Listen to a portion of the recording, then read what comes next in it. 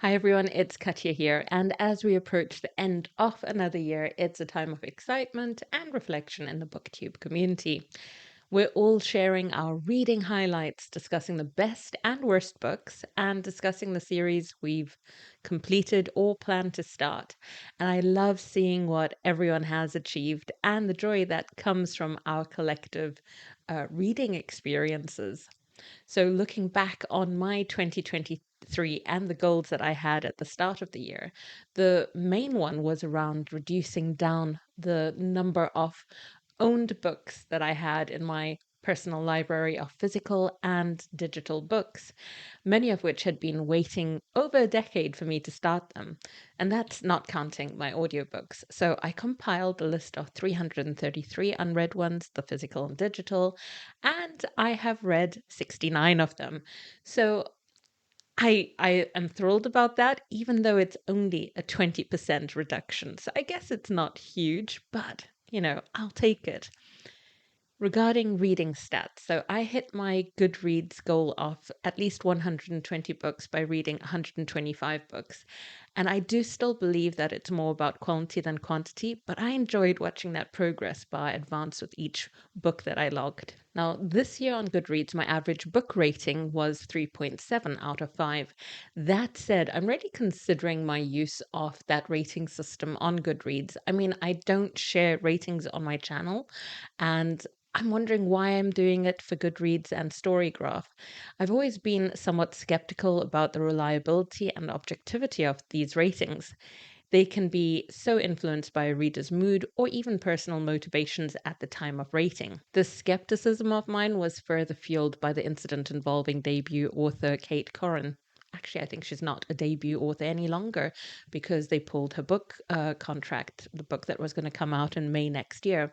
Now, if you're unfamiliar with the situation, the controversy is about someone who was going to be a debut author in 2024 and went on to target fellow debut authors with one-star reviews from fake profiles on Goodreads. It's more complex than that and may even have been racially motivated. It's a mind boggling story, and there are substantial, dedicated discussion videos on BookTube about it. It's always been clear to me that the substance of a review is far more valuable than its rating. Going back to reading stats, the shortest book I read in 2023 was A Skeleton's Holiday by Leonora Carrington at just 42 pages, and the longest was Shogun by James Clavell, a whopping 1,152 pages. In total, I read 41,502 pages in 2023 and plan to continue at a comfortable pace of about 10 books per month in 2024. So, my target again for next year is going to be 120 books. Now, books that were not on my 333 list. This year, I did keep my book buying minimal, only pre ordering a few titles like the captivating The Secrets of Hardwood Hall by BookTube's own Katie Lumsden. And that came from my annual subscription for audiobooks, which totals 24 books that I get every year for £4.54 on that subscription. Now, for the math lovers out there, you're right. This means that of a goal of 120 books to read every year, 20% of my reading is usually the audiobook format. What didn't pan out for me was reading more German, Malawian, and Nigerian fiction. It did actually work for Nigerian fiction, but less so for Malawian and German literature. I also missed doing the BookTube Prize because I opted out this year. In 2022, as a judge for all three categories, translated, nonfiction, and fiction. Then this year, translated fiction was dropped, and that was actually the only category I felt like doing in 2023. So I thought, you know what, let me step back and recharge rather than doing the judging this time on nonfiction and fiction, especially because I'm trying to focus on my backlist. And that brings me to my goals for 2024. Book prizes and read alongs are back for 2024. For the BookTube Prize, I'm excited to return as a judge, even though translated fiction hasn't made a comeback this year. I'm eager to see what the fiction and non-fiction categories have to offer. I'm also going to continue with the Nero Book Prize, which was a brand new prize this year. Now, I read the debut and fiction shortlists that came out in November, and there's 4 categories actually, but I am going to only do one next year. Then I'm also going to take part in a read along from bookStara. It is the Green Bone Saga, a trilogy from Fonda Lee. Having already read Jade City, I'll join the group later in the read along when they reach book 2, which is Jade War. In terms of reducing down my own book collection, the physical and the digital, I'm going to continue with that. I think I might even have said it before, but my aim is really to bring that collection down to under 200. As we said, it's currently now at 264, which is down from 333. So, yeah, I think 200 or below 200 is a good number. Then reviewing all the books. That was my intention in 2023. Every book that I read, I wanted to review, and that's not something I achieved.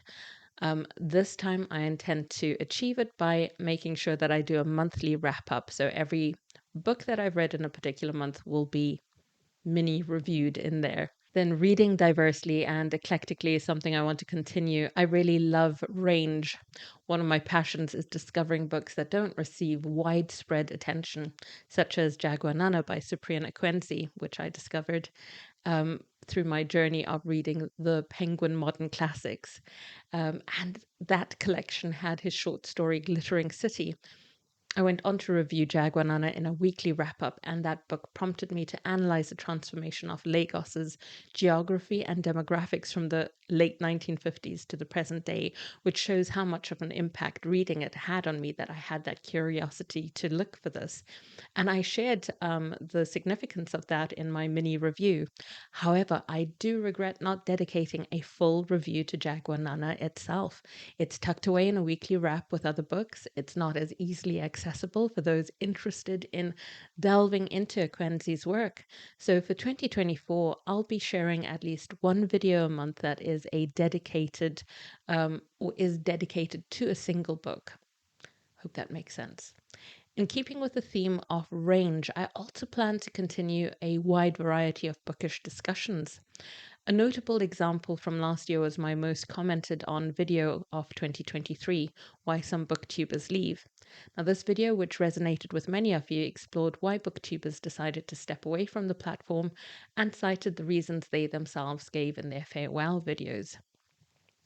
That said, saying goodbye on YouTube is not always permanent, and that's a good thing for the booktube community. Then we go on to classics.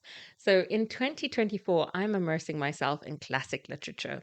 I have selected at least one classic novel to read every month, encompassing a range of English classics, a modern classic from Nigeria, and translated works from Japan, the Philippines, and Korea, and the Netherlands. For me, the allure of classics lies in their time tested insights into the human condition and their ability to offer perspectives across generations. They serve like a little window into the historical, social, and cultural contexts of their times. While their narrative styles can sometimes feel verbose, the complex themes they explore are so invaluable. This year's example is perhaps not the greatest. I read Dracula. It was intriguing, not just for its historical context, but also for its influence on modern literature, despite its dated views. I mean, I was so surprised by how cringeworthy it is in terms of colonialist lens and sexism. But it is an inspiration for modern day vampire books and gives me an appreciation of the evolution of narrative style in literature.